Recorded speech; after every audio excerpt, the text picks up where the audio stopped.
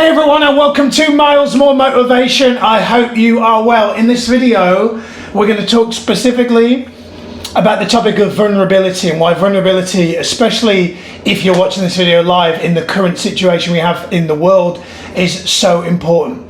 You know, the word vulnerability itself was something that I first kind of became aware of when watching the work of Brené Brown. If you're unfamiliar with Brené Brown, you've got to check her out. She did a TED Talk several years ago on vulnerability, went viral. I think it's had like 30 million views.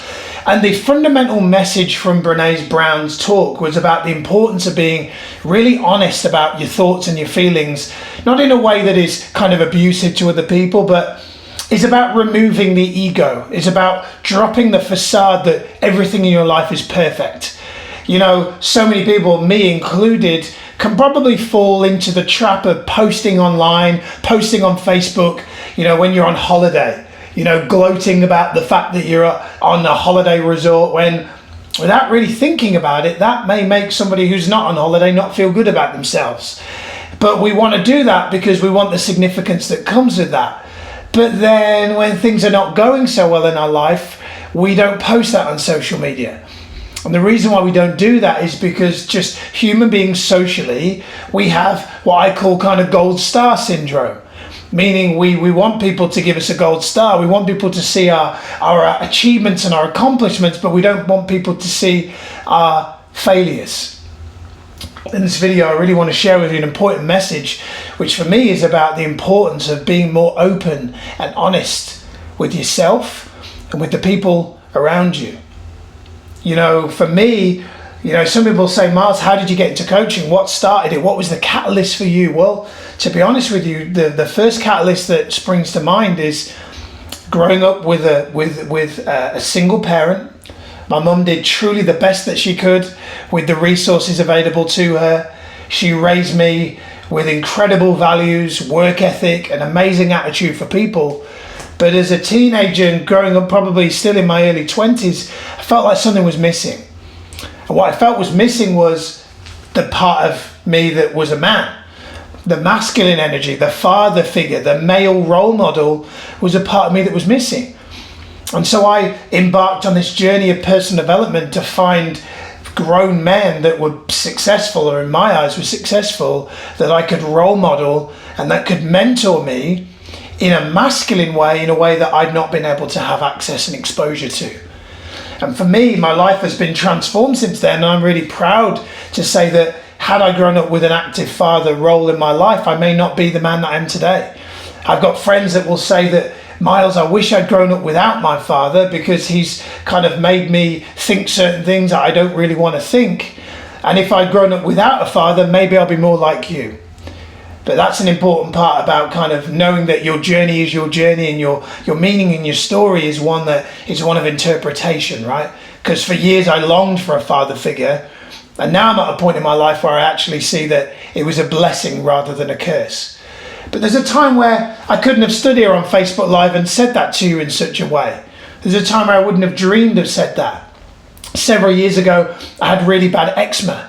In fact, it was so bad I wore bandages on my arms because, frankly, if I hadn't, it would have bled through to the shirts that I was wearing. And the biggest leverage for me that got me to get rid of my eczema was going out on a night out, meeting a girl and scratching in the bar, her being turned on initially by me, being physically attracted, but then seeing my eczema and seeing me scratching, and all of a sudden she was turned off and she didn't call me back. I remember thinking, shit, the difference maker between me and maybe having a second date with that girl was my eczema. I need to sort this shit out. And I did sort that out. And although I have challenges with that, because you never really get rid of eczema, I definitely am not wearing bandages on my arms anymore. I'm definitely not scratching out in public places the way that I used to. You know, this coronavirus has caused some challenges for me financially. Me and my wife, it's caused us to cut back on certain things, cancel certain things. Had clients cancel projects that were worth thousands of pounds, and times are difficult for us all, right? But what I think is really important for me, what is going to get us through these challenging times is more vulnerability. It's a willingness to kind of hold up your hand and go, I'm struggling. Have you got 20 minutes? Me and a really good friend of mine, Martin, we have this rule. We have this message that we send to each other. Want to talk? Need to talk. Want to talk is we just want to chew the fat. We just want to talk about the rugby and the football and whatever we did at the weekend. Need to talk.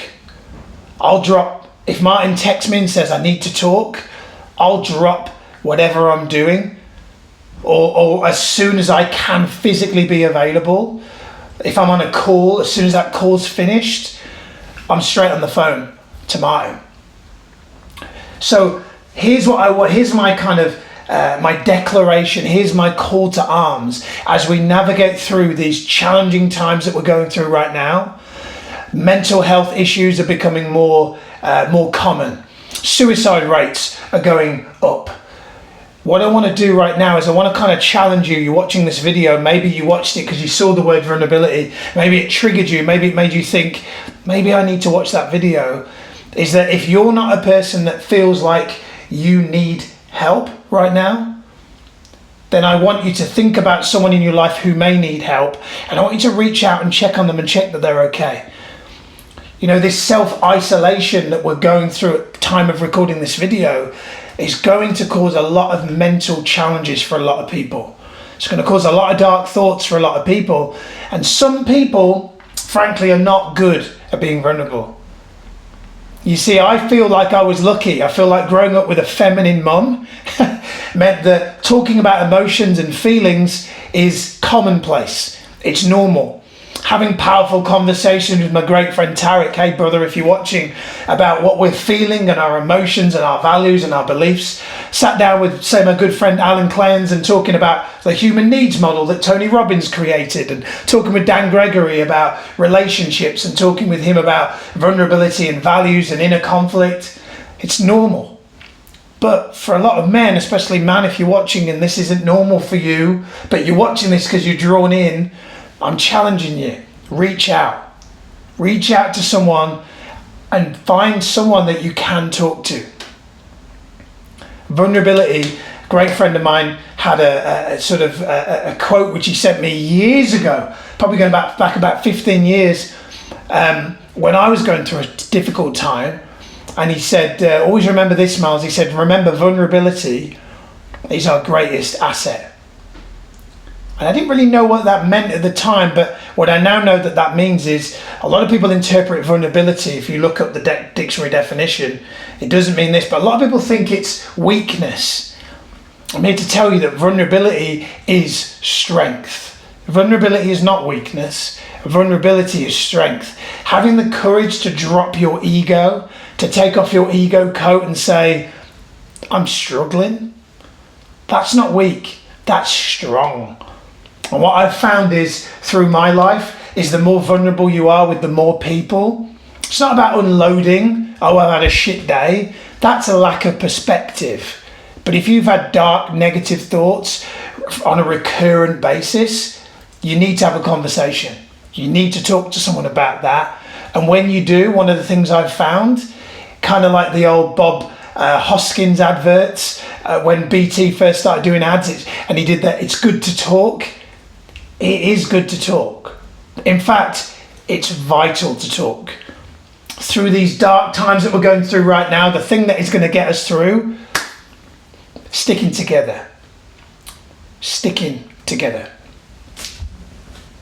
I hope you enjoyed this video. This is an important one. So please go ahead and share the video. That's all I really want you to do with this one. Share the video or tag someone in it if you feel that this is important. If you feel that you need to talk to someone, you go, I want to talk to you, Miles, then drop me a message and we can maybe look at arranging some kind of coaching conversation. But at the very least, drop me a message. If you have a thought that you want to share and be vulnerable with, but you don't have the courage to share it with someone, or you don't feel like you can share it with someone, then send me a voice message, send me a text message telling me how you're feeling, and I'll be there for you.